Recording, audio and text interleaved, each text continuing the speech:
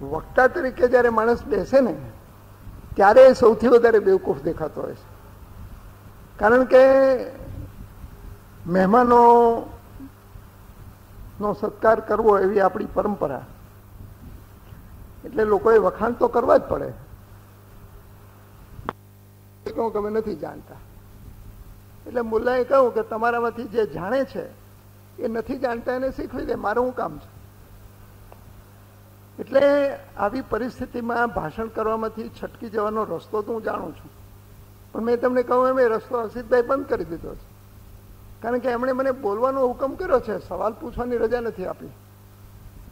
અને સવાલ પૂછવાનું છે એ બધું તમે લોકો છેવટે કરવાના છો, એટલે મને આનો કંઈ લાભ લઈ શકાય એવું દેખાતું નથી.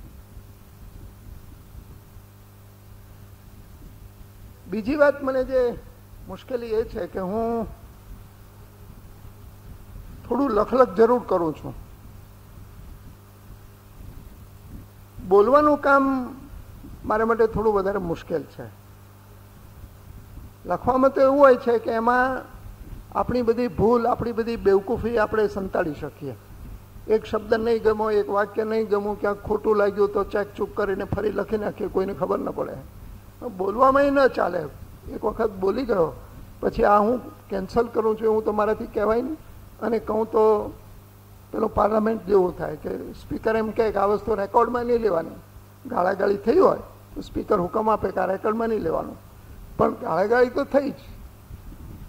એટલે બોલવાનું કામ મારા માટે થોડુંક વધારે અઘરું છે. પણ મને એક ખાતરી આપવામાં આવી છે કે નડિયાદના જે શ્રોતાઓ છે એ જેટલા સમજદાર છે એટલા ઉદાર પણ છે. ભૂલચૂક ચલાવી લેવા માણસો છે.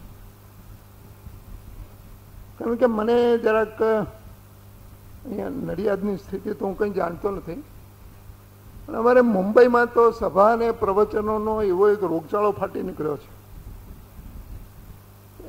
હવે શ્રોતાઓને પૈસા આપીને બોલાવવા પડે છે અને તાળીઓ પાડવાના પૈસા જુદા આપવા પડે.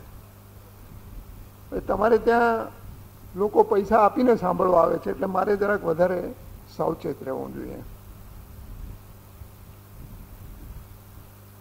મને આજનો જે વિષય આપણો છે રાજકારણનો ધર્મ અને ધર્મનું રાજકારણ, એ શબ્દો એકના એક છે. તમે પેલા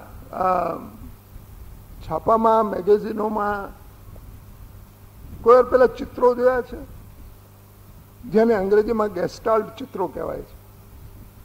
આ બાજુથી જુઓ તો એક બુઢાભાઈ દેખાય, એ આમ પાનું ઊંધું કરો તો જુવાન માણસ દેખાય, આમ જુઓ તો માણસ હસતો દેખાય, ઉલટો કરો તો રોતો દેખાય. એને અંગ્રેજીમાં ગેસ્ટાલ્ટ ચિત્રો કહેવામાં આવે. અમે નાના હતા ત્યારે એક મોટી ફેશન હતી, હવે કદાચ એ છે કે નહીં મને ખબર નથી. એટલે કોઈ પણ ચીજને શબ્દો એકના એક વાપરીને, એકની એક રેખાઓનો ઉપયોગ કરીને એનું જો સંયોજન બદલી કાઢવામાં આવે તો એનો અર્થ તદ્દન બદલાઈ જાય છે. એક વાતની ચોખવટ કરી દઉં, આપણો વિષય રાજકારણનો ધર્મ છે, રાજકારણમાં ધર્મ નથી. રાજકારણ અને ધર્મ, એના વચ્ચેના સંબંધો, રાજકારણમાં ધર્મ હોવો જોઈએ કે ન હોવો જોઈએ એની ચર્ચા આપણે ત્યાં બહુ જોરશોરથી ચાલે છે.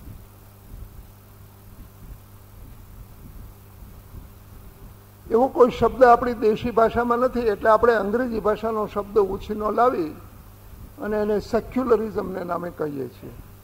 હું સેક્યુલરિઝમની ચર્ચા કરવાનો નથી, કારણ કે મારો વિષય નથી.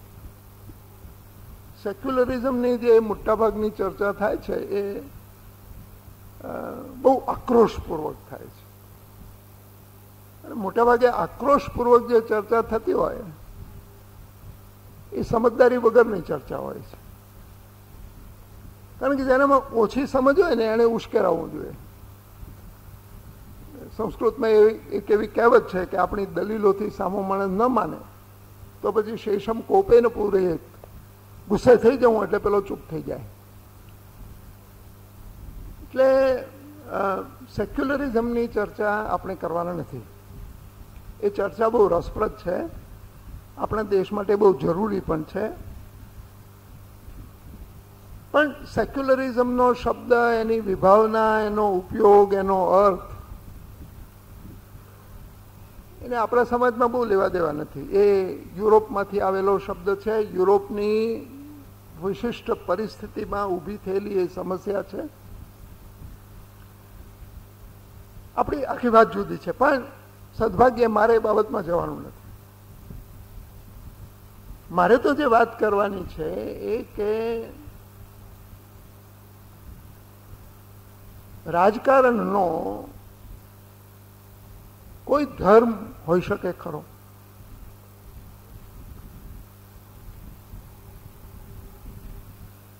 ધર્મ અને રાજકારણ એકબીજા જોડે બહુ જ સંકળાયેલા છે. એ બેમાંથી કોણ વધારે ચડે, કોણ ઓછું ચડે, કોણ ઓછું ઉતરે ચડે એ કહેવું બહુ જ મુશ્કેલ છે. કોને વધારે પ્રાધાન્ય આપીએ, કોને ઓછું પ્રાધાન્ય આપીએ એ ઠરાવવાનો મુશ્કેલ કોયડો બિરબલે સોલ્વ કરી આપેલો છે. બિરબલને 2 પત્ની હતી. 2 પત્ની વાળો માણસ નસીબદાર કહેવાય કે ન કહેવાય એ હું કઈ નહીં કહું, કારણ કે મારા ઉપર જોખમ છે. તમે બધા નક્કી કરી લેજો. પણ એ જે કંઈ હોય, એમને 2 પત્ની હતી, બંને રૂપાળી સ્ત્રીઓ. બિરબલ હંમેશા દરેકને કહે કે તું સૌથી વધારે રૂપાળી છે. પેલી જયારે મળે ત્યારે તું સૌથી વધારે રૂપાળી છે. પણ બિરબલનું બિચારાનું કમનસીબ કે એ બંને સાથે આવી કે તું આને કહે છે કે તું સૌથી વધારે રૂપાળી છો, મને કહે છે કે હું સૌથી વધારે રૂપાળી છું. અમારા બેમાં કોણ વધારે રૂપાળું છે એ નક્કી કરી આપ. બિરબલ તો બિચારો મૂંઝાયો, શું જવાબ આપે? અને આવા સંજોગોમાં જવાબ આપવામાં બહુ જોખમ હોય છે. પણ બિરબલે કહ્યું કે તમે બંને એકબીજાથી વધારે રૂપાળા છો. એમ ધર્મ અને રાજકારણ બંને એકબીજાથી વધારે મહત્વ ધરાવે છે એમ હું કહું તો એક મુશ્કેલ સવાલમાંથી છટકી જવાનું મારે માટે શક્ય બને.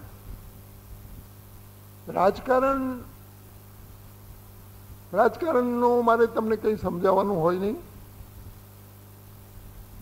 કારણ કે રાજકારણ એ અત્યારે સૌથી વધારે ચર્ચાતો વિષય છે. અહીંયા 2-4 પ્રખર પત્રકાર મિત્રો બેઠા છે. છાપાઓમાંથી રાજકારણ બાદ કરીએ તો સાહેબ બધા છાપા કોરા છાપવા પડે.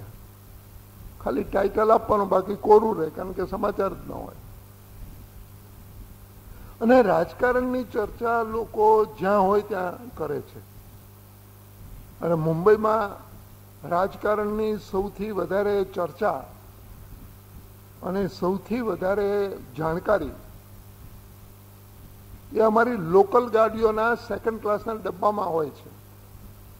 એ લોકોને બધી જ ખબર હોય છે વાજપેયીએ શું કરવું જોઈએ અને બિલ ક્લિન્ટનને શું જવાબ આપવો જોઈએ. એ પેલો બિચારો જાણતો હોય કે નહીં, જાણતો તો હશે, પણ ન જાણતો હોય તો એ જો 2nd ક્લાસના ડબ્બામાં આવે તો એના બધા પ્રોબ્લેમ સોલ્વ થઈ જાય બધાની પાસે એકદમ. અને આમાં મજાની વાત એ છે કે જે લોકો ઓછું જાણતા હોય છે ને એ લોકો પોતાનો મત બહુ ઝડપથી આપી શકે, કારણ કે જાણકાર માણસ હોય એને તો કેટલાક મુદ્દાઓમાં ગૂંચવણો ઊભો થાય. જે નથી જાણતો એ તો બહુ ચોક્કસ રીતે પોતાની વાત કહી જ નાખે કે આમ જ હોય, આમ જ થવું જોઈએ અને આમ જ કરાય, આમ જ થવાનું છે. તો કુલીનભાઈ કહું કે રાજકારણને વિશે લખવાની હિંમત હું કયા કરું છું. એટલે ઘણી વાર મને પૂછે એમ કે ક્યાંય મળી જાય શું લાગે તમને, એમ કે વાજપેયી જશે કે રહેશે, અથવા એમ કે નવાઝ શરીફ આપણા ઉપર હલ્લો કરશે કે નહીં હલ્લો કરે. કેમ જાણે નવાઝ શરીફને મારે હોટલાઇન પર રોજ વાત થતી હોય કે તમે શું કરવાના છો. પણ લોકોને રાજકારણમાં રસ હોય છે, અને રસ હોય એ સ્વાભાવિક છે. સ્વાભાવિક એટલા માટે છે કે સીધી કે આડકતરી રીતે આપણે રાજકારણમાં કામ કરીએ કે ન કરીએ, એક્ટિવિસ્ટ હોઈએ કે માત્ર છાપાના હેડિંગો વાંચીને મૂકી દેતા હોઈએ, પણ રાજકારણ એ આપણા જીવનને સૌથી વધારે અને સતત સ્પર્શ કરે એવી પ્રવૃત્તિ છે. કારણ કે રાજ્ય, એનું સંચાલન, એની વ્યવસ્થા, એની દિશા, એની કામગીરી એ રાજકારણથી નક્કી થાય છે. અને રાજ્ય વગર તો કોઈ સમાજને ચાલે જ નહીં. કોઈ પણ સમાજ તમે સ્થાપો, એ નાની સંસ્થા હોય કે આખા વિશ્વની સંસ્થા હોય, પણ જેવી કંઈ સંસ્થા સ્થાપી, જેવો કંઈ એક સમાજ ઊભો થયો, એને એના નિયમો, એના કાયદા કાનૂનો તો હોવાના જ નહીં. અને જે કંઈ કાયદા કાનૂન છે, જે કંઈ નિયમો છે, એનું પાલન કરાવનારું જે તંત્ર છે એ રાજ્ય છે. માણસ એ સમાજથી અળગો રહી શકતો નથી. એમ હું કહું ત્યારે થોડું ખોટું કહેવાય છે. માણસ સમાજથી અળગો હોતો જ નથી. આપણને બધાને એમ લાગે છે કે હું થોડો વિચાર તો કરો. આપણે આજે ભાષા બોલીએ છીએ એ કે મેં બનાવેલી,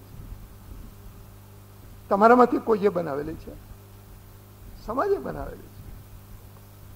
આપણા કપડાં, આપણું ખાનપાન, આપણા વિચારો, આપણા આદર્શ, આપણી અપેક્ષાઓ, એ બધું સમાજ કરે છે. એક બહુ સારા તત્વચિંતકે કહ્યું છે કે માણસમાંથી, વ્યક્તિમાંથી સમાજને જો બાદ કરીએ, આપણને સમાજે જે કંઈ આપ્યું છે એ બધું જ કાઢી લેવામાં આવે તો કશું જ બાકી ના રહે. આગળ શું કામ છે? આ શરીર છે એ કંઈ આપણે બનાવેલું, પેઢાન પેઢીઓથી, અનેક યુગોથી સમાજની પ્રક્રિયામાંથી આ શરીર ઘડાયું છે. આ શરીર, આ મન, આ વાણી, આ પહેરવેશ, આ વર્તન એ બધું જ સમાજની દેન છે. અને એ સમાજને ટકાવી રાખવા માટે, એ સમાજના સંચાલન માટે, એ સમાજની વ્યવસ્થા માટે આપણે જે તંત્ર ઊભું કર્યું છે એને આપણે રાજ્ય કહીએ છીએ. એની જે વ્યવસ્થા છે, એની જે કામગીરી છે, એને આપણે રાજકારણ છે. એ રાજકારણ, અલબત્ત રાજકારણમાં ખટપટો હોય જ છે. રાજકારણમાં એકબીજાની જોડેની લડાલડ હોય જ છે. કારણ કે રાજકારણનું મહત્વ એટલું છે કે એને કોઈ છોડવા તૈયાર નથી, છોડી શકાય નહીં. આપણે દેવી પૂજામાં ઘણી વખત આપણે પેલું શક્રાદય સ્તોત્ર બોલીએ છીએ. તમારામાંથી ઘણા ખરા લોકો એના જાણકાર હશે. શક્રાદય સ્તોત્ર છે. એમાં અંબિકાને માટે એક શબ્દ વપરાયો છે કે બધા જ જે દેવો છે,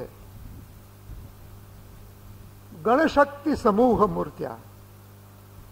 અંબિકા છે એ સમસ્ત દેવ સમાજની, આખા દેવગણની શક્તિનું એક પ્રતીક છે.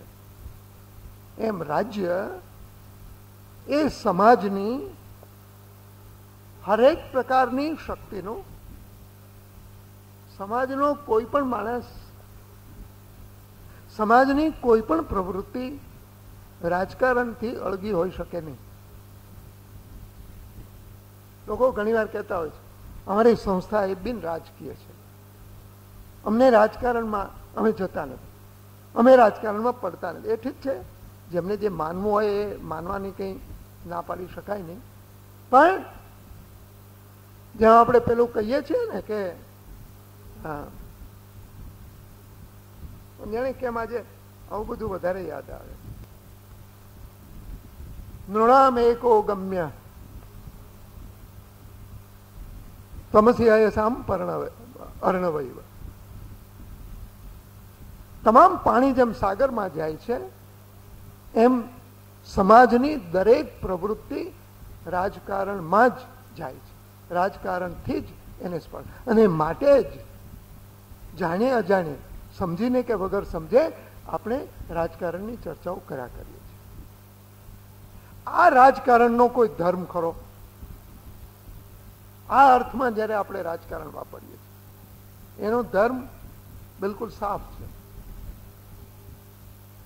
જે સમાજની શક્તિ રાજ્ય રૂપે પ્રગટ થાય છે, રાજકારણ દ્વારા જેનો વિનિયોગ થાય છે, એ વપરાશ સમાજના હિતાર્થે થવો જોઈએ. રાજકારણનો ધર્મ એક જ વાક્યમાં કહી શકાય એમ છે. સમસ્ત સમાજના હિતાર્થે જે કંઈ પ્રવૃત્તિ થાય એનો ધર્મ છે. રાજકારણની શક્તિનો પોતાને માટે, પોતાના સમૂહ માટે, પોતાના જૂથ માટે, પોતાની કોમ માટે, પોતાના ધર્મ માટે, પોતાને માટે કોઈ પણ રીતે વપરાશ કરે ત્યારે એ સમાજનો ધર્મ નેસ્તનાબૂદ થાય છે. પણ સમાજના હિતમાં જ અધર્મ હોય તો શું કરવું? આ ચર્ચા રાજકારણમાં બહુ સદીઓથી ચાલે છે. અને મહાત્મા ગાંધીજીએ આપણે ત્યાં જે કેટલી ખોટી પરંપરાઓ ઊભી કરી છે, માણસ બહુ મોટા છે એટલે એની ટીકા કરી શકાય. ગાંધી જેવો માણસ તો સદીઓમાં એક જ વખત જન્મતો હોય છે, સદીઓ નહીં, યુગોમાં એકાદ વખત જન્મે છે. પણ એમણે જે કેટલીક ખોટી પરંપરાઓ ઊભી કરી છે એમાંથી એક પરંપરા એ છે કે રાજકારણ એ હંમેશા નીતિશાસ્ત્રના નિયમો મુજબ ચાલવું જોઈએ. ખોટું નહીં કરવું, સાચું જ બોલવું, સાચું જ કરવું, જોર તલબી નહીં કરવી, સમજાવટથી કામ લેવું, હૃદય પરિવર્તન કરાવવું. આદર્શ તરીકે તો સાહેબ કંઈ ખોટું નથી, પણ એ ચાલે નહીં. રાજકારણમાં જેને આપણે અનીતિ કહીએ છીએ એવું કર્યું હોય અને છતાં જેણે રાજકારણનો ધર્મ બજાવ્યો હોય એવા સંખ્યાબંધ માણસો દરેક સમાજમાં, દરેક યુગોમાં જોવા મળે છે. પણ આપણે બહુ જૂની વાતોમાં અથવા બહુ પરદેશની જગ્યાએ નહીં જાઉં. આપણે નડિયાદમાં બેઠા છીએ, આણંદ કરમસદ બહુ નજીકમાં છે, સરદારની ભૂમિ છે. સરદારનો દાખલો આપીશ અને એક જ પ્રસંગનો દાખલો આપીશ, કારણ કે મારે બીજું બધું કહેવાનું રહી જશે. સરદારની સૌથી મોટી સિદ્ધિ જો આપણે કહીએ તો સાહેબ એમણે હિન્દુસ્તાનને એક કર્યું. આવું બધા કહે છે પણ વગર સમજે કહે છે. એનો અર્થ લોકો સમજતા નથી. આપણે સામાન્ય રીતે એવું કહીએ કે 1947માં આપણને જ્યારે આઝાદી મળી ત્યારે હિન્દુસ્તાનના બે ટુકડા થયા, હિન્દુસ્તાન અને પાકિસ્તાન, ભારત અને પાકિસ્તાન. આવું બોલનારો માણસ અણસમજુ માણસ છે. 1947 હિન્દુસ્તાનના બે ટુકડા નથી થયા, હિન્દુસ્તાનના 566 ટુકડા થયા.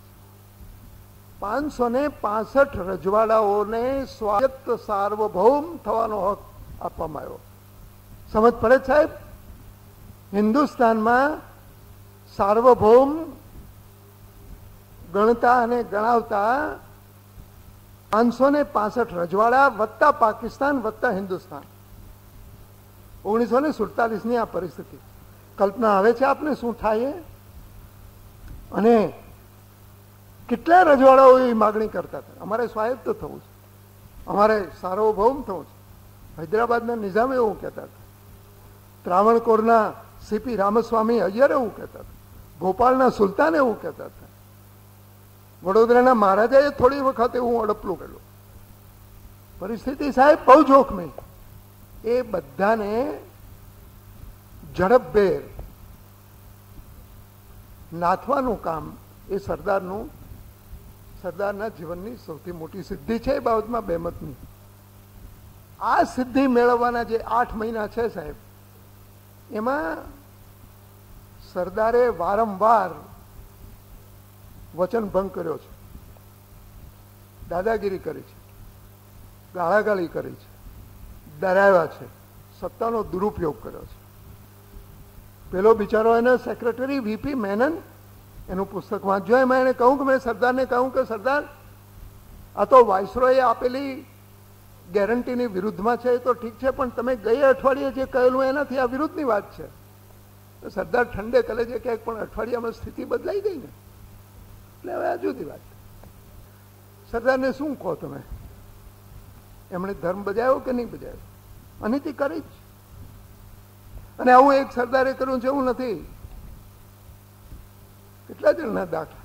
ઇટાલીને જેમ આપણે સરદારે હિન્દુસ્તાનને એક કર્યું, એમ ઇટાલીને એક કરનાર કાવુર, એણે પોતાની જીવનકથામાં એક વાક્ય લખ્યું છે કે મેં જે ઇટાલી માટે કર્યું એ જો મેં મારી જાત માટે કર્યું હોત ને તો દુનિયામાં મારા જેવો કોઈ ગુનેગાર ન હોત. એવું બધાએ કર્યું છે, કરવું પડે છે. કારણ કે સમાજનું હિત એ સમાજના સ્થાપિત નિયમોને તોડ્યા વગર હંમેશા સાધવાનું શક્ય નથી. ચોકઠામાં રહીને લડવાનું હંમેશા નહીં થાય સાહેબ. અમે લોકો કાઠિયાવાડમાં એવું એક વાક્ય કહીએ કે તમારે ઘોડો દોડાવવો હોય ને તો મેદાનમાં જવું જોઈએ, ઘરની પરસાળમાં ઘોડા ન દોડાવાય. એટલે રાજકારણને એનો પોતાનો ધર્મ છે, એની પોતાની જવાબદારી છે, એનો એક જ ક્રાઇટેરિયન, એનું એક જ તત્વબિંદુ છે સમાજનું હિત. આનાથી ઉલટું જ્યારે આપણે કહીએ, કારણ કે હું પછી એકલી જ રાજકારણની વાતો કર્યા કરીશ તો મારી જવાબદારી મેં છટકી ગયો એવું લાગશે. રાજકારણનો ધર્મ એ જ્યારે આપણે શબ્દ વાપરીએ ત્યારે આપણે રાજકારણ અને ધર્મ એ બંને શબ્દોને એના સૌથી વધારે ઉદાત્ત અર્થમાં વાપરીએ છીએ, સૌથી વધારે ગૌરવવંતા અર્થમાં વાપરીએ છીએ. ધર્મનું રાજકારણ એ શબ્દ આપણે જ્યારે વાપરીએ ત્યારે ધર્મ અને રાજકારણ એ બંનેની અધોગતિ વિશે આપણે ચિંતા દર્શાવીએ છીએ. આ ધર્મ છે ને સાહેબ, બહુ મુશ્કેલ છે. આજે 2-4 ઠેકાણે ગયા પછી 2-4 મિત્રો જોડે હું ચર્ચા ધર્મની જ કરતો હતો. ધર્મના કેટલા અર્થ? ધર્મ એટલે કાયદો, ધર્મ એટલે ફરજ, ધર્મ એટલે વિધિ નિષેધ, ધર્મ એટલે સામાજિક કાનૂન. કેટલા અર્થ, તમારે જેટલા કરવા હોય એટલા થાય. આ દરેક ધર્મને રાજકારણ જોડે બહુ વિચિત્ર જાતનો સંબંધ છે. ધર્મનો જ્યારે ઉદ્ભવ થાય છે, ધર્મની જ્યારે શરૂઆત થાય છે, ધર્મ જ્યારે પહેલી વખત પ્રગટ થાય છે ત્યારે એ હંમેશા સમાજ અને રાજકારણ એના ટીકાકાર તરીકે પ્રગટ થાય. એને સુધારી નાખવા માટે, એને ફેરવી નાખવા માટે, એમાં તોડફોડ કરવા માટે પ્રગટ થાય છે. માટે ધર્મના કે સિદ્ધાંતના તમામ સ્થાપકો એક ગુનેગાર ગણાઈને સજા પામ્યા છે. ધર્મનો એક પણ શિક્ષક એવો નથી કે જેને સમાજે તરછોડ્યો ન હોય, ત્રાસ આપ્યો ન હોય, ભાંડ્યો ન હોય, હાંકી કાઢ્યો ન હોય. ઈશુની વાત તો આપ સૌ જાણો છો. ઈશુનું મરણ એ સૌથી વધારે ત્રાસરૂપ છે. માણસને પેટમાં ને હાથે ખીલા ઠોકી અને લટકાવી રાખો તો માણસ કઈ મરે નહીં. હા, ખીલા ઠોકવાથી માણસ મરે નહીં. એ ત્યાં 2 દિવસ 3 દિવસ 4 દિવસ એમને પડ્યો રહે, પછી મરે, રીબાઈને મરે. બહુ ભયંકર મરણ છે. એટલે ઈશુનો પહેલો દાખલો કહીએ, પણ એવું બધાએ સહન કર્યું છે. મોહમ્મદ સાહેબે પથરા ખાધા છે, મહાવીરના કાનમાં ખીલા ઠોકાયા છે, બુદ્ધની હત્યા માટેના પ્રયાસો થયા છે. કોણ બચ્યું છે? પણ આ ધર્મ, આ વિચાર, આ ખ્યાલ, આ સિદ્ધાંત એ જ્યારે સ્વીકાર પામે ત્યારે એનું એમાં એક પરિવર્તન થાય. ધર્મ એ પોતે એક એસ્ટાબ્લિશમેન્ટ થઈ જાય અને પછી એ એસ્ટાબ્લિશમેન્ટ અને રાજકારણ એ બંને જોડે દોષી જામે છે. આ બધા ધર્મો જ કહીએ ને, ધર્મ કહીએ ને, પેલાથી છૂટું પાડવાનું, એ હંમેશા રાજકીય આગેવાનોના ટેકાથી ચાલે ને રાજકીય આગેવાનો ધર્મનો ઉપયોગ કરે. એ બંને વચ્ચે ભારે દોસ્તી, મરાઠી લોકો જેમ કહે છે ને, બંને વચ્ચે એક સાંઠગાંઠ થાય છે. બંનેની વચ્ચે એવી એક જામી જાય. કેન્ટરબરીના આર્ચ બિશપે એક વખત બહુ સરસ વાત કરે અને એ બધા ધર્મને લાગુ પડે છે માટે કહું છું. એમણે કહેલું કે ક્રિશ્ચિયાનિટી જ્યારે શરૂ થઈ ને ત્યારે આપણી પાસે પૂજા કરવાના કંઈ સાધન નહીં, એટલે આપણે માટી ઠીંકરાના વાસણમાં પૂજા કરતા, પણ પૂજારીઓ બધા સોનાના હતા. હવે આજે પરિસ્થિતિ આવી છે કે આપણા પૂજા પાત્રો બધા સોનાના થઈ ગયા, પણ પૂજારીઓ બધા માટીના લોંદા જેવા થયા છે. આ બધાને, બધા ધર્મને લાગુ પડે છે. આમાં કોઈ ધર્મને બાકાત રાખવા જેવું નથી. પછી એ કોઈ મહંત હોય, એ મઠાધીશ હોય, એ મુલ્લો હોય, પાદરી હોય, મુનિ હોય, ગમે એ હોય, ધર્મ જ્યારે એસ્ટાબ્લિશ થાય ત્યારે એમાં રાજકારણનો કીડો પ્રવેશે છે. પછી પોતાની સત્તા ટકાવી રાખવા માટે, પોતાની આવક ટકાવી પછી એ બધા જ સિદ્ધાંતો એક ઉપયોગી સાધન બની જાય છે. અને ત્યારે ધર્મના રાજકારણનો, ધર્મનું રાજકારણ અત્યંત વરવા સ્વરૂપે પ્રગટ. મેં આપને કહ્યું રાજકારણની ઘણી બધી ચર્ચા ચાલે છે, રાજકારણીઓની ઘણી બધી ચર્ચા ચાલે છે. રાજકારણીઓ અને રાજકીય આગેવાનો એના ભ્રષ્ટાચારો વિશે, એમની હલકાઈ વિશે, એમની બુરાઈ વિશે રોજ આપણે ઢગલા બંધ લખાય છે અને વંચાય છે અને બોલાય છે. ધર્મોનું શું સાહેબ? ધર્મ ગુરુઓ, મેં આપને કહું, હું કોઈ એકની વાત હું બધાને જ કહું છું, કારણ કે એસ્ટાબ્લિશમેન્ટ જેવું થયું, એક સિદ્ધાંત મટીને, એક સુધારક ચળવળ મટીને, એક વિદ્રોહ મટીને એ જ્યારે સ્થાપિત થાય ત્યારે એમાં બધી જ ગંદકી પ્રવેશે છે. જેટલી લડાઈઓ થઈ છે, જેટલો વિનાશ થયો છે, જેટલા જુલમ થયા છે, એટલું બીજા કોઈ કારણસર થયું. રાજકારણ તો આટલું બધું કરી શકે જ નહીં, કારણ કે ધર્મમાં એક શ્રદ્ધાનું જનૂન પ્રવેશે છે. હું જાણું છું ગુજરાતમાં આ વાત કહેવી એ જરા અણગમતી વાત છે, કોણ જાણે કેમ, મને સમજ નથી પડતી. પણ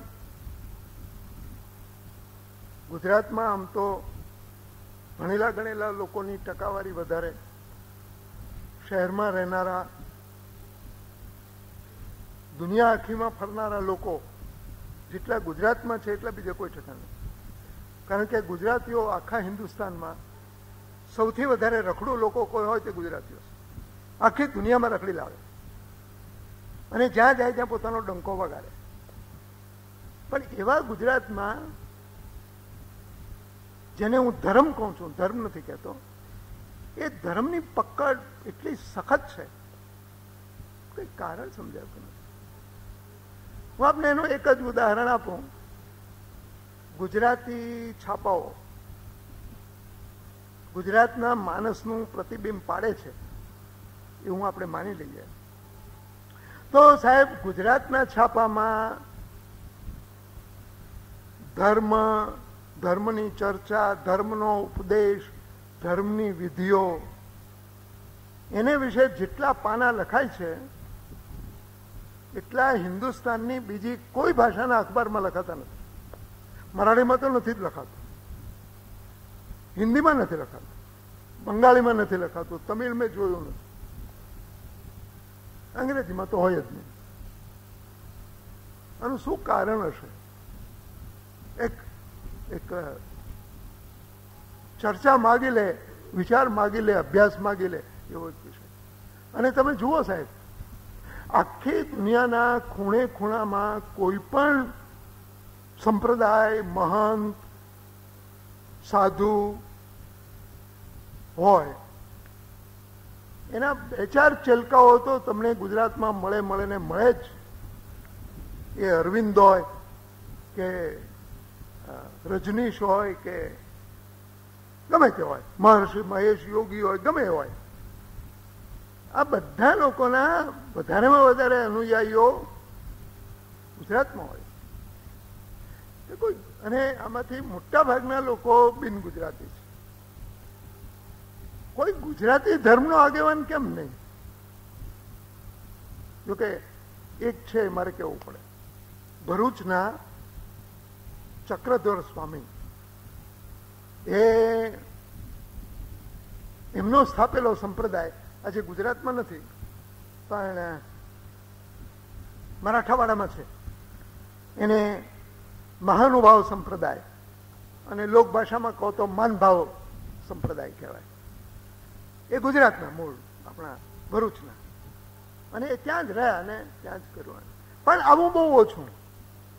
એટલે ગુજરાતમાં આવી ટીકા કરવી એ થોડીક વધારે જરૂરી બની જાય છે કે જેથી કરીને આજના આ વિદ્વાન, સમજદાર, વિચાર કરનારા લોકો આ બાબતમાં થોડું કંઈક શોધી કાઢે. આ એક સામૂહિક રીતે શોધ કરવા જેવી બાબત છે.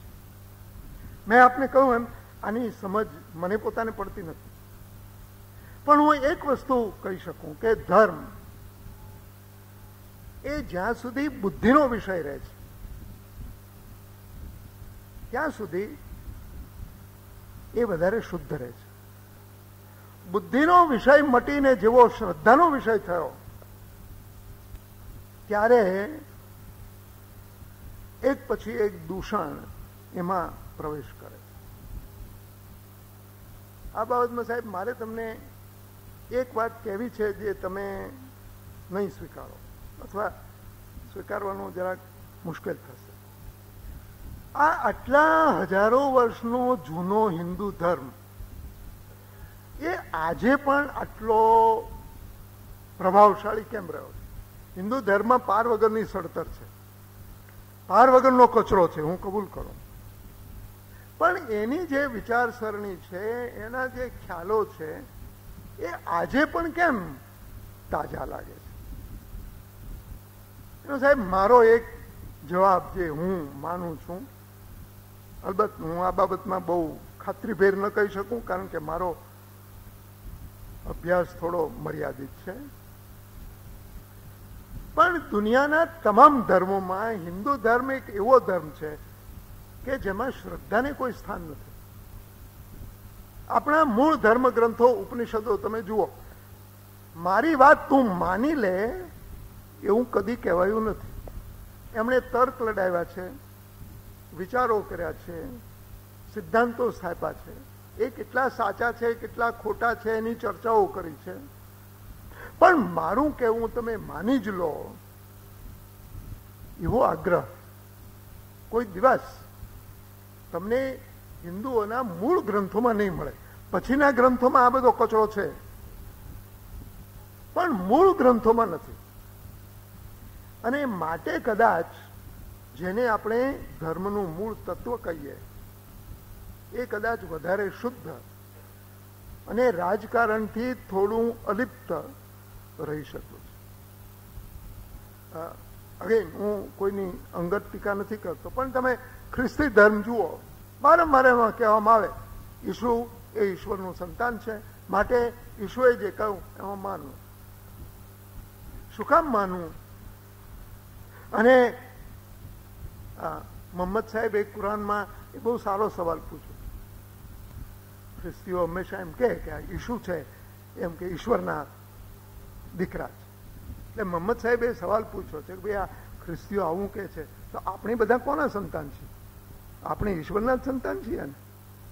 પણ ઇવન ઇસ્લામમાં ઈમાન રાખો, શ્રદ્ધા રાખો. હિન્દુમાં કોઈ દિવસ કોઈ શ્રદ્ધા રાખવાની વાત નહીં કરે. એ પરંપરા છેક શંકરાચાર્ય સુધી ચાલુ રહે. શંકરાચાર્ય પણ કહ્યું છે કે મારી વાત તને ગળે નહીં ઉતરે તો હું વારંવાર વાત કરીશ. હું કોઈ ચીજ માની લઈશ નહીં. અનુભવ અને તર્કથી વિરુદ્ધની વાત વેદ ગ્રંથમાં લખેલી હોય તો પણ એ મને માન્ય નથી. હું શંકરાચાર્ય કહ્યું.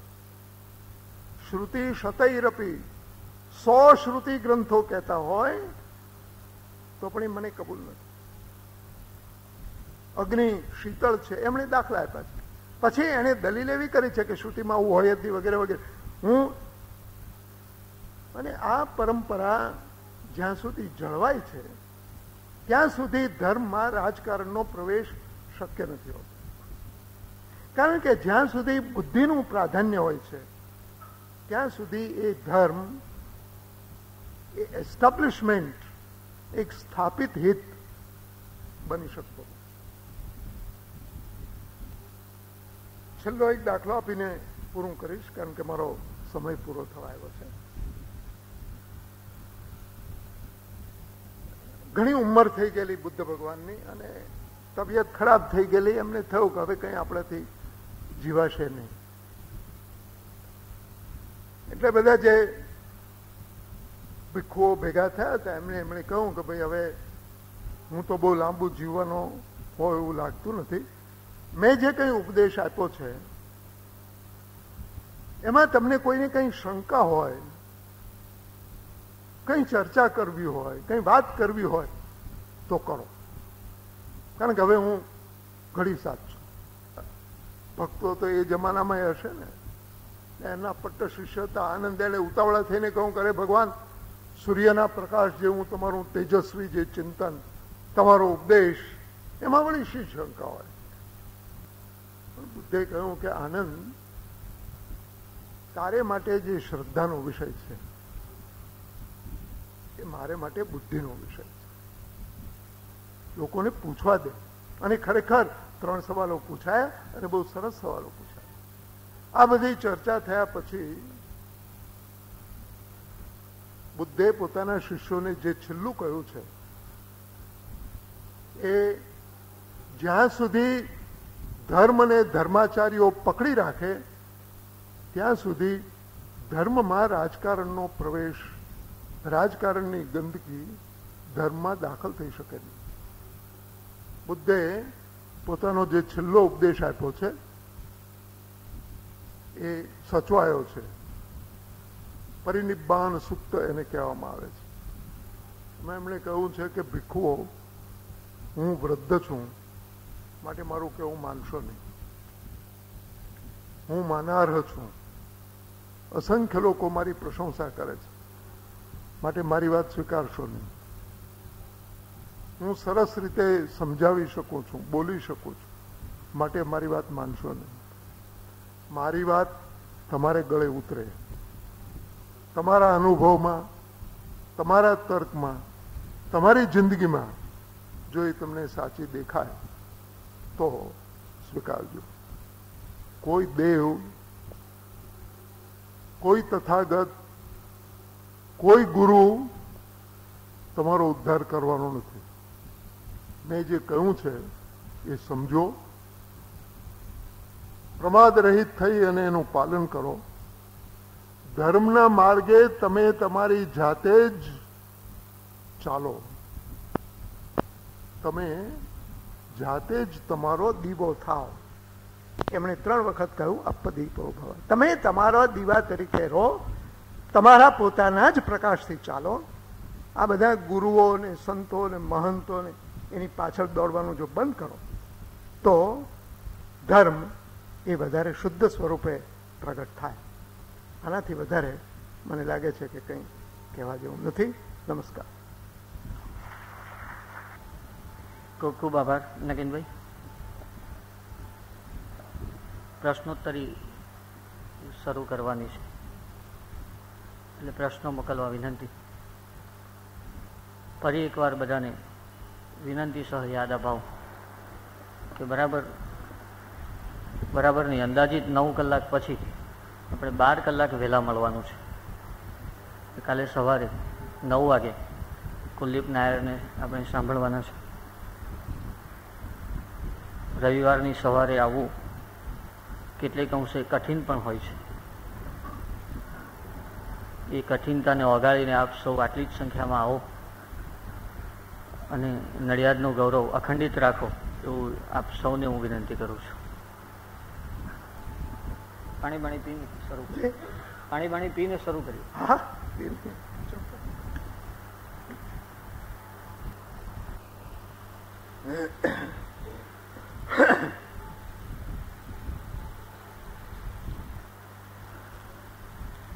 ઉદ્દેશ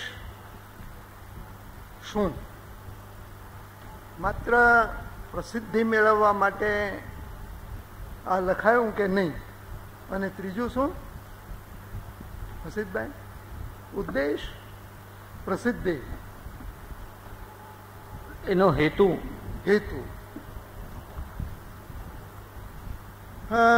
ઉદ્દેશ અને હેતુ બહુ ચોખ્ખો, બહુ સ્પષ્ટ.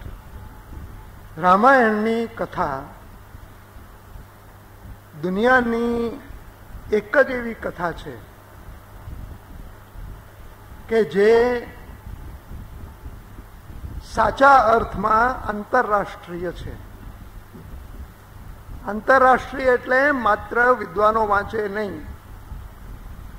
હિન્દુસ્તાનમાં જેમ આપણી રામાયણ છે એ રામાયણ અથવા એ રામાયણના જેવી કથા શ્રીલંકામાં છે, બર્મામાં છે, થાઈલેન્ડમાં છે, ઇન્ડોનેશિયામાં છે, ચીનમાં છે, જાપાનમાં છે, કોરિયામાં છે. લોકકથાઓ છે. સમાજમાં ઉતરી ગયેલી એ કથા છે. આટલી બધી પ્રભાવી જે કથા છે એ મૂળ કથા,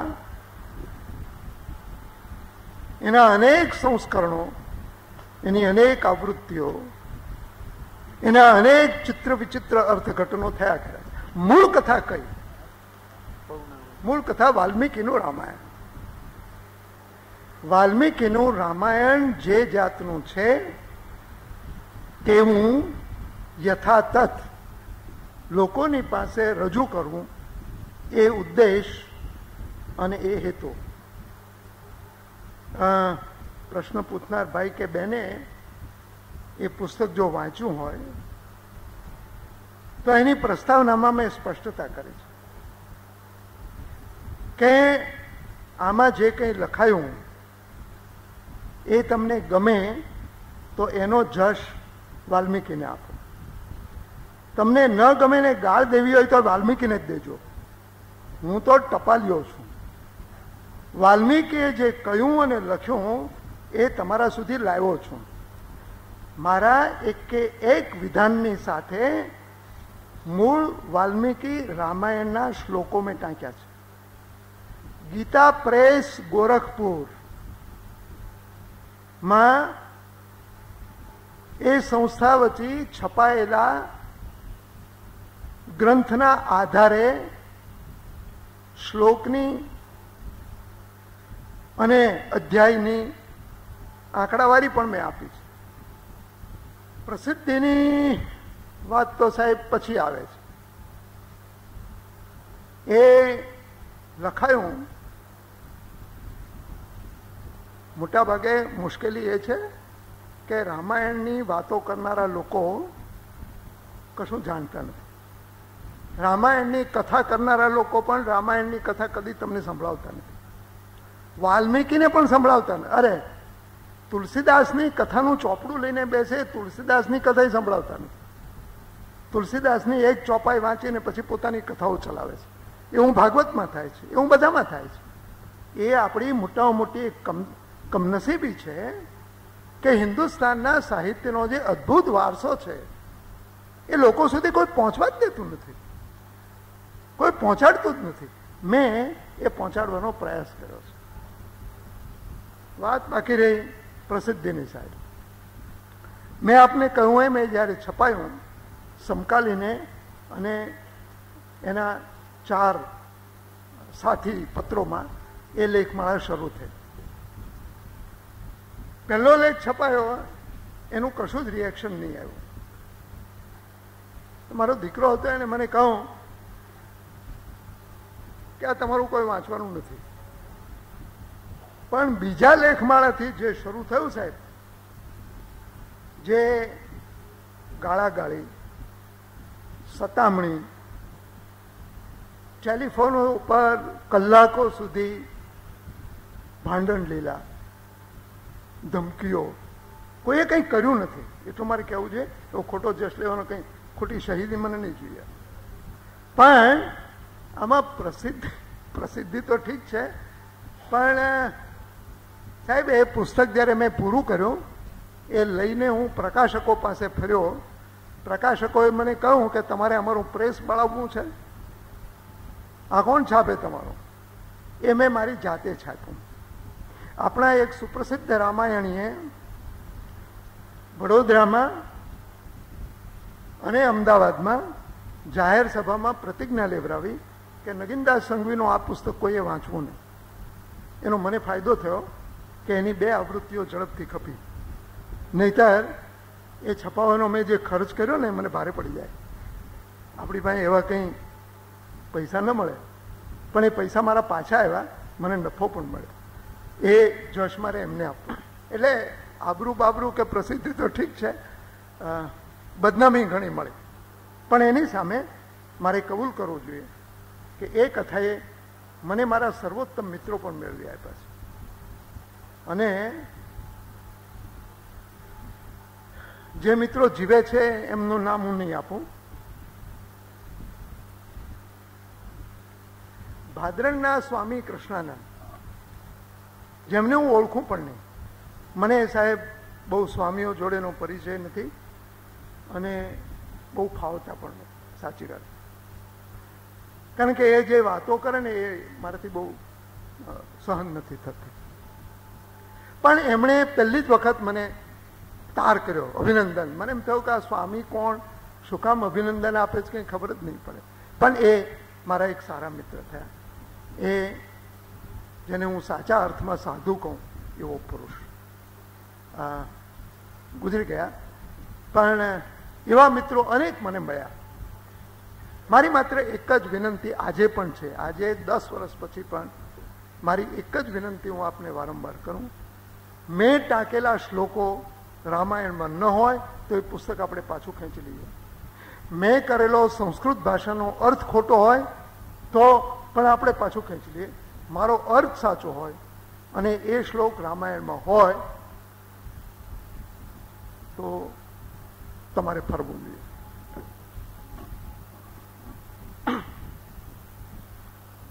આપે કહ્યું કે હિન્દુ ધર્મમાં શ્રદ્ધાને સ્થાન નથી, તો પછી શ્રી કૃષ્ણએ ભગવદ્ ગીતાજીમાં કહ્યું છે કે સર્વ ધર્મ પરિત્યજ્યમ મામેકમ શરણમ વ્રજ. એ સંપૂર્ણ શ્રદ્ધા નથી તો બીજું શું છે? આ જે માગણી છે ને સાહેબ, એ આપણે કહીએ ને માણસ ઘોડા પર ચડતો હોય ને ત્યારે પાવડા ઉપર પગ મૂકે, એના માટે એવું કહેવાય કે પાવડે પગ અને બ્રહ્મ ઉપદેશ 1 મિનિટમાં કહી નાખો. ગીતાને વિષય કંઈક કહેવું બોલવું બહુ જ અઘરું છે, અને એક શબ્દમાં કે એક અર્થમાં હું એ ન કહી શકું તમને. મેં જે કહ્યું એ છે કે હિન્દુ વિચારનું જે મૂળ છે, જે બીજ છે, જે ઉપનિષદ છે, જે બ્રહ્મસૂત્ર છે, જે દર્શન ગ્રંથો છે, એમાં કોઈ જગ્યાએ તમને મેં કહ્યું છે માટે માન એવું તમને જોવા સાંભળવા નહીં મળે.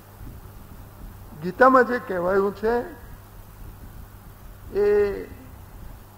એના અનેક પ્રકારના અર્થો થયા છે. એમાંથી કેટલાક અર્થો અહીંયા હું કહેવા બેસું અને કેટલા જણને કહું, કારણ કે એક ક્ષણમાં બ્રહ્મજ્ઞાન કરાવી આપવું એવું ગુરુપદ હજી મને મળ્યું નથી, અને ભગવાન પાસે પ્રાર્થના છે કે આવું ગુરુપદ મને કોઈ દાડો આપીશ નહીં, કારણ કે કોઈકને ચપટી લગાડતામાં જ્ઞાન કરાવી દઉં એ મોટે ભાગે ઢોંગ હોય છે. ઘણા બધા પ્રશ્નો શ્રી કૃષ્ણ વિશે છે, એટલે એનો સાર એટલો જ છે કે તમે કૃષ્ણને ધર્માવતાર કહેશો કે રાજ રમતો ખેલનાર અઠંગ રાજકારણી? હા, કૃષ્ણને ધર્માવતાર તરીકે મૂલવશો કે રાજકારણનો અઠંગ ખેલાડી? એવો કોઈ નિયમ નથી કે હું આજે જે બોલ્યો હું એના ઉપર જ સવાલો પૂછાય. મને વાંધો નથી, આ તો વિષયાંતર એટલું બધું થશે. એવું છે, રામાયણની અંતરયાત્રા જેટલી વગોવાઈ અને એને કારણે જેટલી ગાળાગાળી થઈ એટલી ચર્ચા મારા બીજા પુસ્તક વિશે થઈ નથી. મહામાનવ કૃષ્ણ એ નામનું એક બીજું પુસ્તક મેં લખ્યું છે. મહાભારત, હરિવંશ, વિષ્ણુ પુરાણ અને ભાગવત એ 4ના આધારે કૃષ્ણને માણસ તરીકે એ કેવો હશે એ સમજવાની મેં મહેનત કરી છે. મારો એક મર્યાદા હું આપને કહી દઉં. મને સૌથી વધારે રસ માણસમાં છે. માણસથી આગળ જવામાં, માણસને સમજવાથી આગળ જવામાં મને કંઈ બહુ રસ નથી. કદાચ મારી મર્યાદા પણ હશે, પણ એ માણસ તરીકે કેવો હતો એ જ્યારે હું જોતો હતો ત્યારે મને થયું કે કૃષ્ણની કેટલી બધી કમનસીબી એના ભક્તોએ પેદા કરી છે. તમે જો માનતા હો તો મહાભારતમાં કૃષ્ણની એક પ્રતિજ્ઞા છે. સુભદ્રાના મરેલા દીકરાને સુભદ્રાની ઉત્તરાના મરેલા દીકરાને જીવતો કરતી વખતે કૃષ્ણે એક પ્રતિજ્ઞા કરી છે કે હું આખી જિંદગીમાં જો કદી અસત્ય બોલ્યો ન હો તો આ પુત્ર જીવતો થાય. આપણે એને કેવી કેવી રીતે ચિતર્યો છે. આવું પુરાણોમાં પણ નથી. નવાઈની વાત તો એ છે કે આવું મહાભારતમાં નથી, આવું હરિવંશમાં નથી, આવું વિષ્ણુ પુરાણમાં નથી, ભાગવતમાં થોડું ઘણું છે પણ આટલું નથી. આ કચરો બધો પાછળથી કોણે ઉમેર્યો એ મને ખબર નથી પડતી. પણ કૃષ્ણની જેટલી કંઈ કથાઓ કહેવાય છે, દાખલા તરીકે કૃષ્ણને આપણે હંમેશા કૃષ્ણ જે કંઈ કર્યું એનાથી 1000મા ભાગનું પણ જો કોઈ પણ માણસ આજે કરે તો આપણે એને લંપટ કહીએ, હરામખોર કહીએ, વ્યભિચારી કહીએ. આવું કરનારો માણસ, આટલી હદ સુધી નીચે જનારો, જુઠ્ઠું બોલનારો, હરામખોરી કરનારો માણસ ગીતામાં જે વિચારો છે એ વિચારો કરી શકે ખરો? એની વાણીમાં આટલું ઓજસ હોય ખરું કે જે ગીતાને પ્રગટ કરી શકે? એટલું તો સમજો. પણ આમાં એક મોટી કમનસીબી આપણી એ છે કે હિન્દુ ધર્મનો સાંગોપાંગ ઇતિહાસ,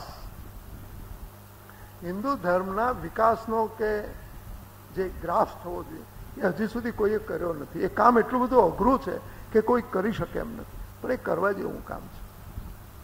હિન્દુ ધર્મને તમે બહુ સહેલાઈથી સમજી શકો એ શક્ય નથી. અને આવા મને વાંધો નથી, આપણે તો નિરાંતે બેસીને વાતો કરીએ તો હું પણ બે ચીજ તમારી પાસેથી શીખી જાઉં, પણ આ કહેવું બહુ મુશ્કેલ છે. કૃષ્ણને હું ઈશ્વરનો અવતાર ગણું છું કે રાજ ખટપટનો હલકો ખેલાડી ગણું છું. એ સવાલનો જવાબ શું આપું? કારણ કે મેં આપને કહ્યું એમ દરેક માણસ એ ઈશ્વરનો જ અવતાર છે. રવિન્દ્રનાથ ટાગોરે એક વખત બહુ સરસ એક વાક્ય કહ્યું કે જ્યાં સુધી આ દુનિયામાં બાળક જન્મે છે,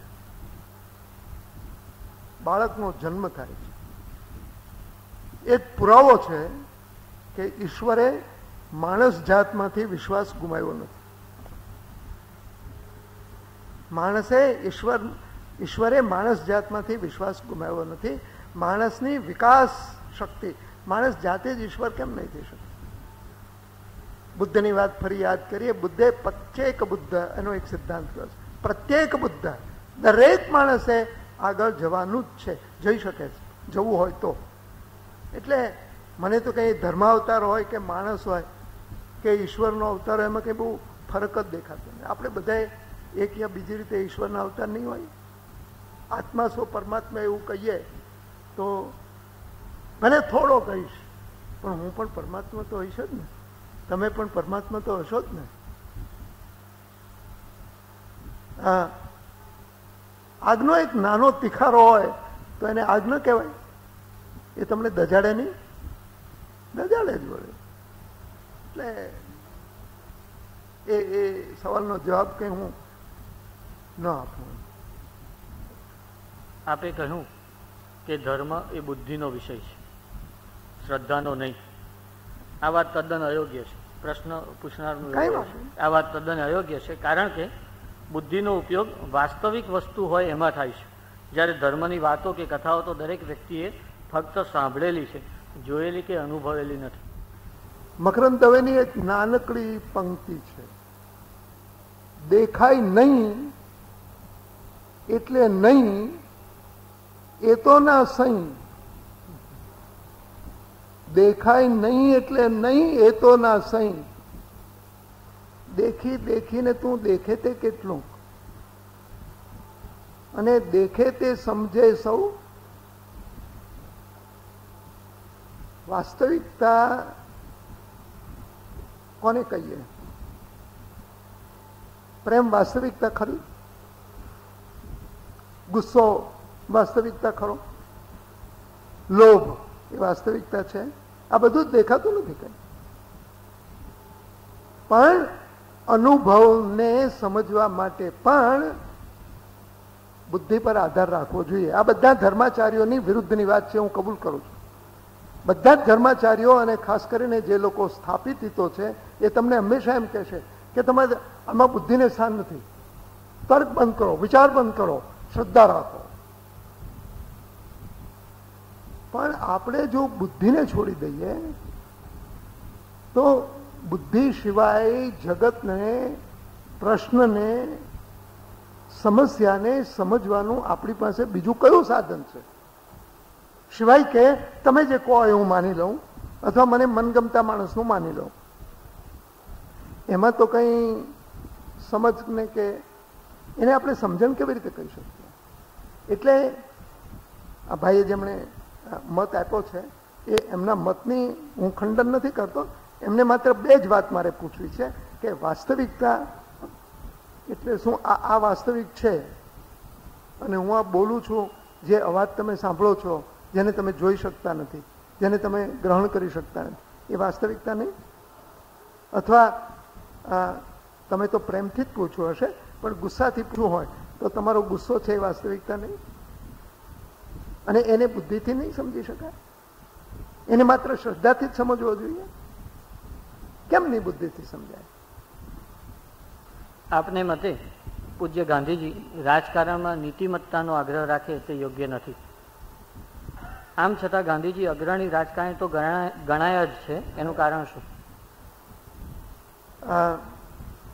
કોઈ મહેમાન આપણે ઘેર આવે ને, એ સામે ચાલીને નોતરું માગી લે, એમ મારે હસીતભાઈને કહેવું પડે કે ગાંધી વિશેનું વ્યાખ્યાન આપવા હું અહીંયા આવીશ. નહીં આવું, તમે ગભરાતા નહીં. પણ ગાંધી છે ને, મેં આપને કહ્યું એમ અનેક યુગોના સંચિત પરિબળોનું એ પરિણામ છે. એ રોજ રોજ પેદા નથી થતો. બહુ વિચિત્ર માણસ છે. એને સમજવાનું કામ સહેલું નથી. એને તમે વખાણી શકો, એને તમે ગાળ દઈ શકો, કાં તો તમે એના ચેલા થઈ જાઓ, કાં તો તમે એના ખૂની થઈ જાઓ. એ સહેલું છે બધું. પણ એને સમજવો, એ જે કહેવા માંગે છે એ કહેવું અને એ સ્વીકારવું, એ બહુ બહુ બહુ અઘરું કામ છે. ગાંધી રાજકારણમાં પોતાની આધ્યાત્મિક સાધના માટે આવ્યા. એમણે વારંવાર કહ્યું છે કે રાજકારણ એ મારો ઉદ્દેશ નથી, હું તો સત્યનો શોધક છું.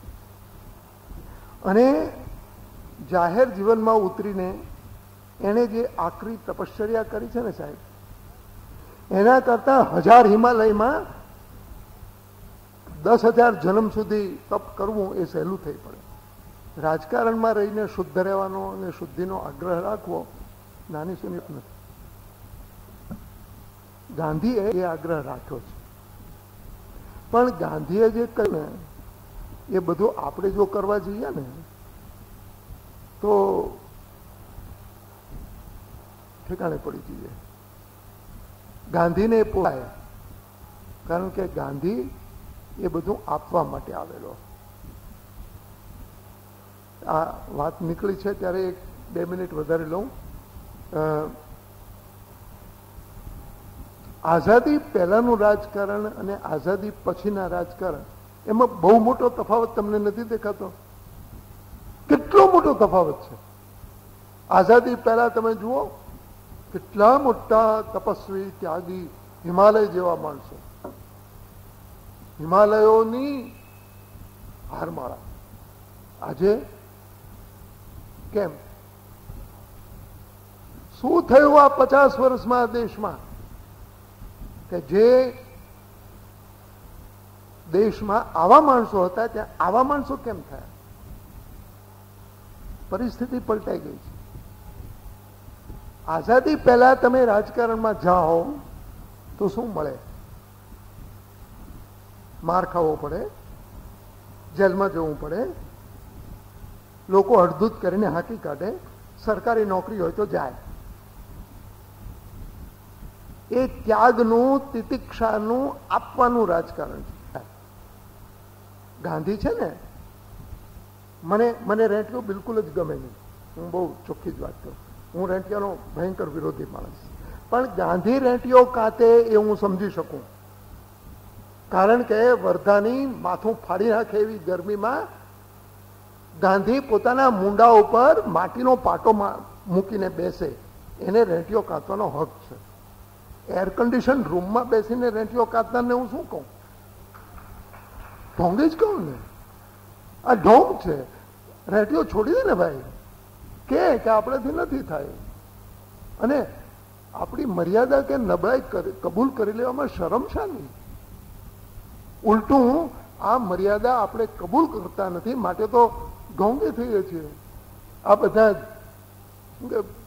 બાપજી પૈસાને અડતા નથી, ગાદી નીચે મૂકો એનો વાંધો નથી. અથવા તો નૈષ્ઠિક બ્રહ્મચર્યની વાતો કરનારા બધા લોકો, નથી થાય એવું છોડ ને. જે કરતો હશે કરશે, તારું ગજું નથી, બેસ ને જ્યાં બેઠો છે. પણ એ બેસાતું નથી, કારણ કે સમાજમાં માન મેળવવાનો સહેલામાં સહેલો રસ્તો ઢોંગ છે. એક 2 મિનિટ વધારે. હા હસીતભાઈ, મેકિયાવેલી નામનો એક બહુ વિચક્ષણ યુરોપનો ચિંતક છે. એણે અલ્ડ્યુસ નામનું એક પુસ્તક લખ્યું. એણે એમ કહ્યું છે કે આ દુનિયામાં ભગવાને બધા લોકોને આંખ આપી છે, પણ બધાને બુદ્ધિ આપી નથી. માટે રાજાએ સારા થવાની જરૂર નથી, સારા દેખાવાની જરૂર છે. એનું કેવું સમજ્યા તમે? તમને કોઈ ઓળખવાનું જ નથી, સમજવાનું જ નથી, લોકો જોઈને જ ચાલવાના છે. આ મેકિયાવેલીએ રાજકારણ માટે જે લખ્યું ધી પ્રિન્સ, એનું એ પુસ્તકનું બહુ પ્રસિદ્ધ પુસ્તક છે અને આપણા કૌટિલ્યને ટક્કર મારે એવું પુસ્તક છે. એને કહ્યું છે કે સારા થવાની જરૂર નથી ભાઈ, સારો દેખા ને ત્યાં બધા લોકો એ જ રસ્તે ચાલે છે. કારણ કે સહેલો રસ્તો છે ને, અઘરા રસ્તે ચાલવું એ તો કોઈ ગાંધી જેવા માણસને જ પોસાય. કારણ કે ગાંધીનો જે રસ્તો છે ને એના માટે ઉપનિષદમાં એક બહુ સરસ વર્ણન છે. ઉપનિષદકારે કહ્યું છે, ક્ષુરસ્ય ધારા નિહિતા ઇવ. ધર્મનું પાલન એ તો અસ્ત્રાની ધાર ઉપર ચાલવા જેવું કામ છે. મહાભારતમાં એક જગ્યાએ યુધિષ્ઠિરે બહુ સરસ શબ્દ વાપર્યો છે. એ આ બધા રાજકારણીઓને અને ધર્મગુરુઓને લાગુ પડે એવો છે. એણે કહ્યું છે કે આ બધા લોકો જે છે ને એ બધા ધર્મ વાણિજ્યમ કરે છે, એ ધર્મનો વેપાર કરે છે. આનાથી વધારે શું કહી શકાય? એટલે ગાંધીએ કહ્યું મારાથી થાય એવું નથી, અને નથી થાય હું એનો ઢોંગ કરવાને બદલે નથી થાય એમ કહી દે ને, છૂટકો પોતે આપણો ને બધાનો. ફરીથી જ ગાંધીજી વિશેની એક બીજી વાત છે. અરે બાપુ, ગાંધીજી ક્યાં શુદ્ધ હતા? પ્રશ્ન કહું છું, ગાંધીજી ક્યાં શુદ્ધ હતા? તેમનું અવસાન થયું ત્યારે તેમની પાસે સ્વિસ ઘડિયાળ હતું, જે આજે પણ બિરલા હાઉસમાં છે. સ્વદેશી ચળવળ ચલાવનાર પાસે આ અપેક્ષા રખાય? તેમણે પણ ટાટા બિરલાની પ્રશંસા કરી હતી, જે આજના રાજકારણીઓ કરે છે. તમે શું માનો છો? ભાઈ, ગાંધી શુદ્ધ નહોતા એ હું તો ગાંધીએ ગાય વજાડીને 1000 વખત મરણ સુધી કહ્યું છું. એમાં તમે શું નવું કહ્યું? ગાંધી હંમેશા કહેતા કે લોકો બિચારા મને મહાત્મા મહાત્મા કહે છે, પણ આ મહાત્મા કેટલો ખોટો છે એ તો મહાત્મા જ જાણે. પણ ગાંધીનું માપ છે ને એ માપ આપણને ફાવે એવું નથી. તુલસીદાસનું એક વાક્ય યાદ છે.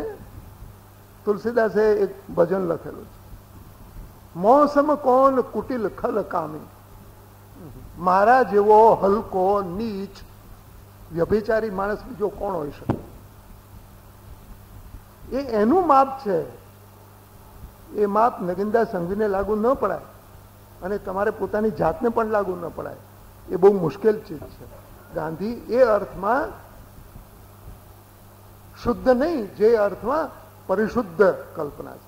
તમને ખબર છે ગાંધીએ જે છેલ્લા પ્રયોગો કર્યા એનું તમારામાંથી કોઈ જાણતું નહીં હોય, કારણ કે આખી વાત અત્યંત વિકૃત રીતે રજૂ કરવામાં આવી છે.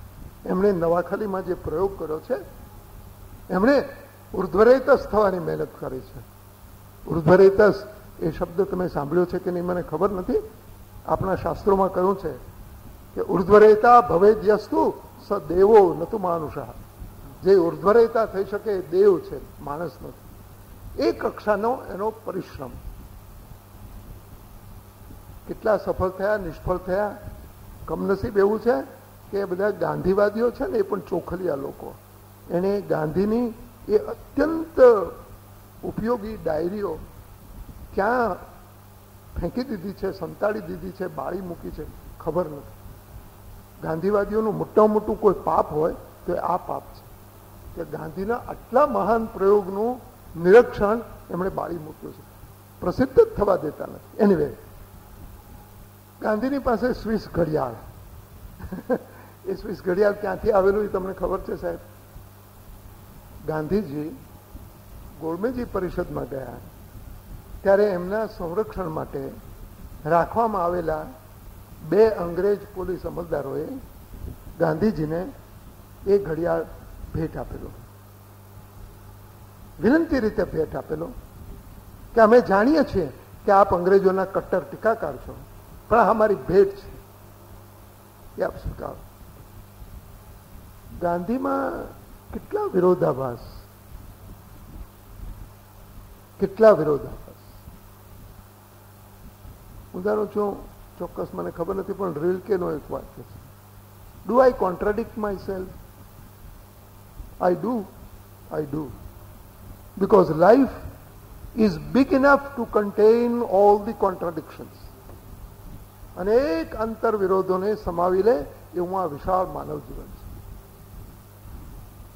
ગાંધીને સમજવો હોય ને તો જરા ધીરજ રાખવી જોઈએ અને નગીનદાસ સંઘવી કરતા વધારે જાણકાર માણસનો લાભ લેવો જોઈએ. હિમાલયનું માપ કાઢવું હોય ને સાહેબ, ત્યારે નાના છોકરાના કંપાસની ફૂટપટ્ટી લઈને બેસો ને તો માપ ન નીકળે. એ માપ જુદા હોય, કાઢવું જ જોઈએ. ગાંધીનું પણ માપ કાઢવું જ જોઈએ, આકરી રીતે કાઢવું જોઈએ, આકરી કસોટીથી કાઢવું જોઈએ. કારણ કે ઊંચી કક્ષાનો માણસ છે, એ સોનું છે, એ ચીંથરું નથી કે એને આગમાં ન નખાય. સોનું છે ને આગમાં જ નાખવું જોઈએ. પણ એ આગ મારી પાસે પણ નથી અને સોનાની પરીક્ષા કરવા જેટલી મારી શક્તિ પણ નથી. પણ જેને હોય, ગાંધી તો ખુલ્લો માણસ છે. ગાંધીની આત્મકથા જેવી આત્મકથા દુનિયામાં કોઈ માણસે લખેલી? ગાંધીની આત્મકથા છે ને સાહેબ, એ બહુ છેતરામણી કથા છે, બહુ છેતરપિંડી છે એમાં. તમે આખું આત્મકથાનું પુસ્તક વાંચી જાઓ, તમને ખ્યાલ પણ નહીં આવે કે આ આટલો મોટો માણસ. પોતાની મોટાઈની એક પણ વાત એને કરી નથી. દક્ષિણ આફ્રિકામાં જાહેર પ્રજાની લડતનું સંચાલન કરવા માટે પોતાની તમામ કમાણી એમણે ફેંકી દીધેલી, એમણે કોઈ દાડો આત્મકથામાં લખ્યું નથી. ગાંધીની આત્મકથામાં એમણે પોતાના સત્યના પ્રયોગો કયા છે. સત્યને પામવાને માટે એમણે કહ્યું નથી. સત્યને પામવાનો એમણે દાવો પણ કર્યો નથી. પણ સાહેબ, એ સત્યના પ્રયોગો એ કરે, હું ને તમે એ કરવા જઈએ ને તો પેલી આપણા ગઝલકાર છે ને બકુલભાઈને ખ્યાલ હશે, કૈલાસ પંડિતની પેલી પંક્તિ છે ને, બધાએ ઝેર પીનારા કંઈ શંકર નથી હોતા. બધાએ ઝેર પીનારા કંઈ શંકર નથી હોતા. શંકર ઝેર પીવે, મારાથી ન પીવા જવાય, મરી જવાય. એટલે ગાંધીને આપણે જરાક જુદી રીતે જોવો પડે. આપે કહ્યું એ વાતને ફરી દોહરાવું છું કે એવો કોઈ નિયમ નથી કે વિષય ઉપર જ પ્રશ્નો પૂછવા. કઈ વાંધો નહીં, એટલે મને વાંધો નથી, એ લોકોને વાંધો હોય, કારણ કે એમને એમને મોડું થાય. ઘણા બધા પ્રશ્નો છે, એનું પણ આપને ધ્યાન દોરું છું. ના, મને વાંધો નથી, શ્રોતાઓનો વાંધો છે, કારણ કે 11 થયા છે એટલે એમને સૌને ઘર ભેગા તો થવું હોય ને. થોડા પ્રશ્નો આપણે ઝડપથી લઈ લઈએ. ના ના, કહો, ચોક્કસ. કાશ્મીર પ્રશ્ન નહેરુને બદલે સરદાર પાસે હોત, હે? કાશ્મીર પ્રશ્ન નહેરુને બદલે સરદાર પાસે હોત તો એ વહેલો ઉકલે હોત એવું આપ માનો છો? આ સવાલ પૂછનાર ભાઈ છે ને, એ માત્ર છાપાના લેખો વાંચીને સવાલ પૂછે. કાશ્મીરનો પ્રશ્ન યુનાઇટેડ નેશન્સમાં લઈ જવાનું નક્કી થયું 1948ના જાન્યુઆરીની 1 તારીખે. ત્યારે સરદાર જીવતા હતા. તમે કદાચ જાણતા નહીં હો, થોડીક અતિશયોક્તિ જરૂર છે, પણ સરદાર જ્યાં સુધી જીવતા હતા ને ત્યાં સુધી નહેરુ એ ડેપ્યુટી પ્રાઇમ મિનિસ્ટર હતા, એમ હું કહું. સરદારની પકડ જાણો છો આખા કોંગ્રેસ પક્ષ ઉપર?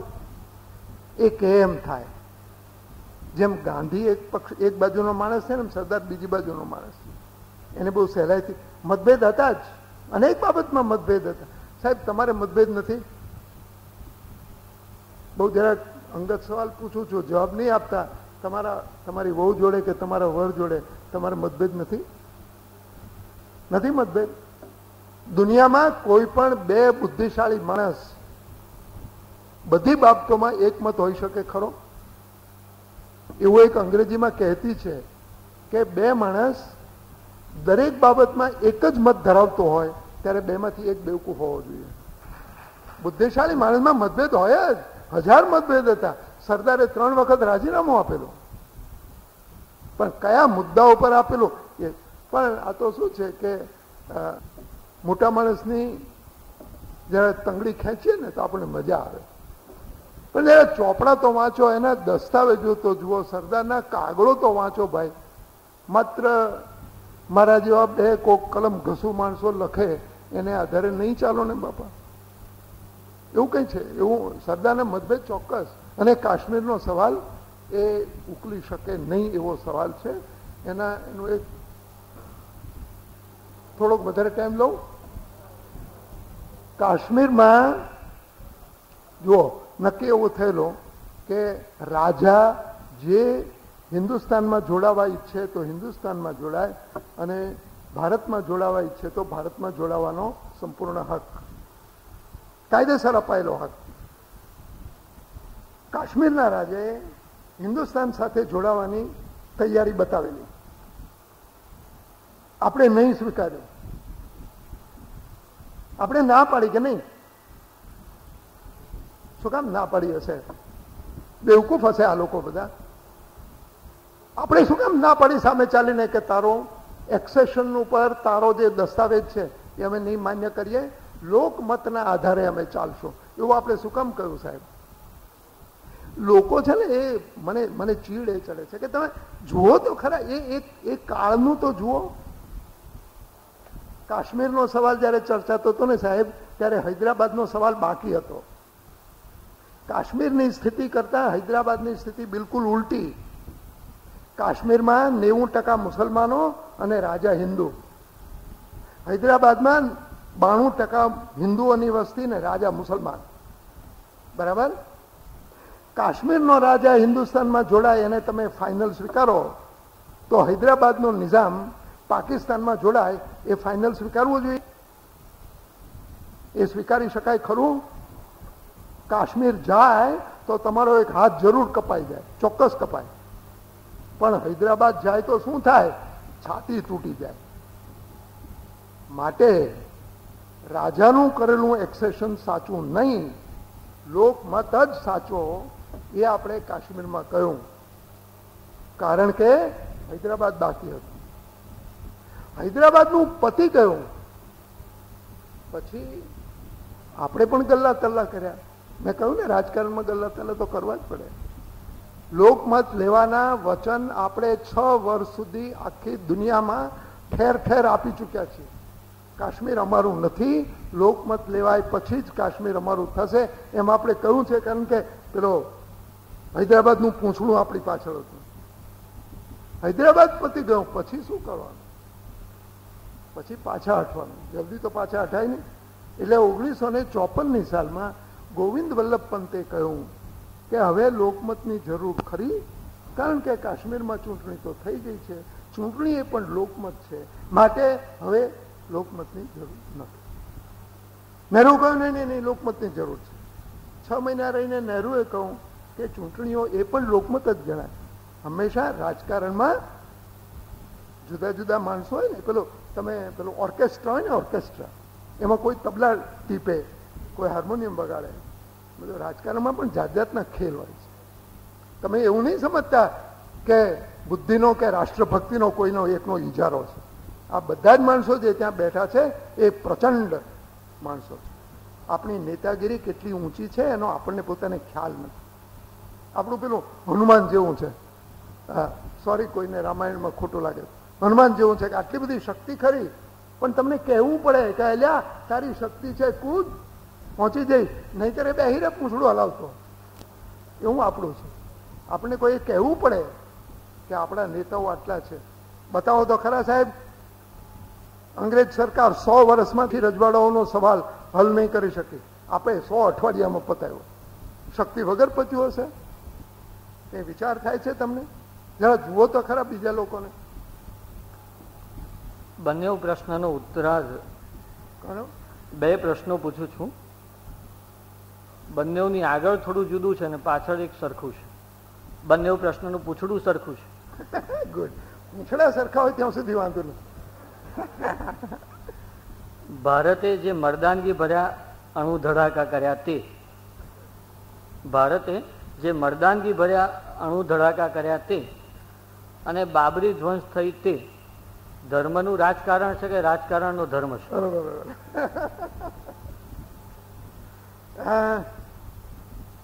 અરે કાઠિયાવાડમાં એક કહેવત હતી કે માણસે ખાઈને સૂઈ જવું અને મારીને ભાગી જવું, મારીને પછી ઊભા ન રહેવું. અણુ ધડાકો કર્યો ને પછી ચૂપ બેસ, કચકચ નહીં કર. એ કર્યું તે કર્યું. હીરા પાયો ગાંઠ ગઠિયાયો, બાર બાર ઊનકું ક્યું ખોલે. શું કામ બધાને બતાડીએ? બળ છે આપણું, બેસી રહો ને બધાને ખબર પડશે. એટલે અણુ ધડાકા કર્યા જરૂરી હશે. આ બધા આપણા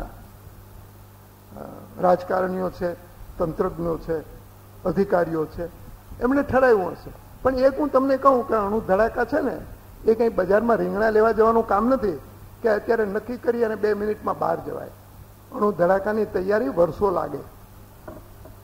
એ તૈયારી આજકાલની ન ચાલતી હોય, ઘણા વર્ષોથી એની તૈયારી થતી હોય છે. એનીવે, બાબરી ધ્વંસ એમાં મને કંઈ રાજકારણે દેખાતું નથી ને મને કંઈ ધર્મે દેખાતો નથી. કોઈ પણ ચીજ તોડી નાખવી એમાં કયો મોટો ધર્મ છે અને કયું મોટું રાજકારણ છે? અને એ તોડીને આપણે શું મોટી મોત મારી? તોડ્યું તો તોડ્યું, ઠીક છે. એનો કંઈ લોકો નારાજ થયા, એના પરિણામો આજ સુધી ભોગવવા પડે છે. અને જે ભાઈએ આ સવાલ પૂછ્યો છે ને એને મારે માત્ર એટલું જ કહેવું છે કે સાહેબ, બાબરી મસ્જિદની બાબતમાં કે બાબરી મસ્જિદ પછીનો ભાજપનો, ભારતીય જનતા પક્ષનો આજનો અભિગમ એ કોની વધારે નજીક છે? જનૂની લોકોની વધારે નજીક છે કે જે લોકો સમજદારીની, શાંતિની વાત કરતા હતા એની વધારે નજીક છે? જુઓ, પણ એમાં નવાઈ નથી. અહીંયાનો રિવાજ હું કંઈ જાણતો નથી. કુલીનભાઈએ કહ્યું એમ હું મૂળ ભાવનગરનો છું. અમારે કાઠિયાવાડમાં એવું કહેવાય, છોકરો બહુ ઉફાન વેળા કરતો હોય ને, બહુ તોફાન કરતો હોય, બહુ માનતો ન હોય, દાદારીંગો હોય, પઠીલો હોય, તો ઘરના વડીલો નક્કી કરે કે આ છોકરો બહુ ઊંછાછળો છે, એને 20 નોરી વળગાડી દો ને, 20 નોરી, 20 નખવાળી એને બાયડી પરણાવી દો ને. એકવાર માથા ઉપર ધૂંસરું પડશે ને સીધો દોર થઈ જશે. ભાજપના માથા ઉપર આજે ધોંસરું પડેલું છે. એટલે 2 વર્ષ પહેલા, 5 વર્ષ પહેલા જે લોકો જે વાત કરતા હતા એ જ વાત ભાજપના નેતાઓએ આજે પણ કરવી પડશે. એ રાજકારણ છે, કંઈ ચાલે નહીં સાહેબ. લોકોને જે કહેવાય, સામાન્ય લોકોને, સામાન્ય લોકો જે માનતા હોય છે એ હું ઉપરના માણસો નથી માનતા હોતા. એમની દ્રષ્ટિ, એમની વૃત્તિ, એમના ઉદ્દેશ બધા જુદા હોય છે. પણ કોઈની દેશભક્તિને વિશે શંકા ન કરીએ. લોકશાહીમાં એક નિયમ છે, ચૂંટણી ન થાય, ચૂંટણી ચાલતી હોય ને ત્યારે પક્ષાપક્ષી હોય. પણ વાજપેયીની સરકાર છે ને એ ભાજપની સરકાર નથી, ઇન્ડિયન ગવર્મેન્ટ છે, હિન્દુસ્તાનની સરકાર, આખા હિન્દુસ્તાનની સરકાર. ભાજપની વિરુદ્ધના માણસોનું પણ પ્રતિનિધિત્વ વાજપેયીએ કરવું પડશે. એ હિન્દુસ્તાનનો અવાજ છે, કોઈ પક્ષનો અવાજ ન હોઈ શકે. એક વખત ઉપર બેઠા પછી જવાબદારી લીધી. તમારામાંથી તો હું ખાસો ઘરડો થયો છું, પણ મારી આસપાસના ઘણા બધા લોકો અહીંયા છે. કુટુંબમાં વડીલ થઈએ તો સાહેબ કેટલા ટપલા ખાવા પડે કે ટપલા ન ખાવ તો ઘર ભેગું રહે ખરું? ના રહે. એમ વડીલોએ ટપલા ખાવા જ પડે. એ લોકો આપણા વડીલ છે એમ તો સમજો. અંતિમ બે નાનકડા પ્રશ્નો. અંગત અરે બાપુ, ધર્મગુરુ પાછળ ધર્મગુરુઓ પાછળ દોડતા લોકોને રોકવાનો લેખ ક્યારે લખશો? ધર્મગુરુઓ પાછળ દોડતા લોકોને રોકવાનો લેખ ક્યારે લખશો?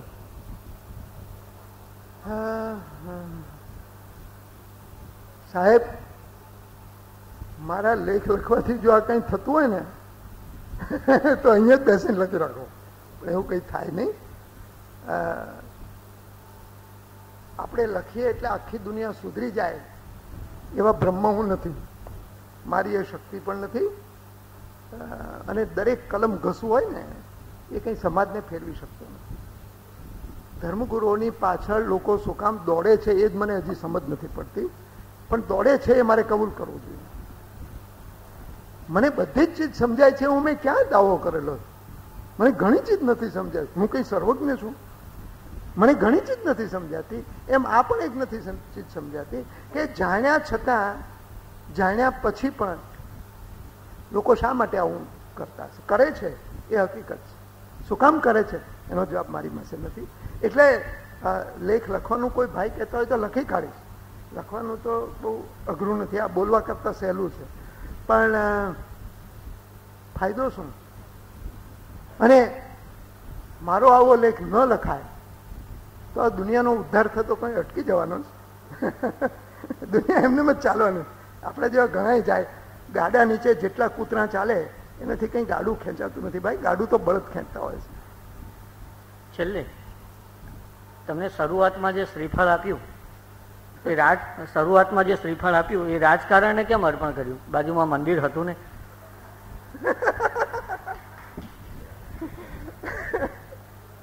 શ્રીફળ એ જો પવિત્રતાનું પ્રતીક હોય તો કોને વધારે જરૂર છે શ્રીફળની?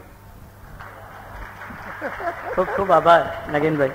આ ઉંમરે પણ ખૂબ સરળતાથી અત્રે પધારવા બદલ આપ સૌ શ્રોતાજનોનો પણ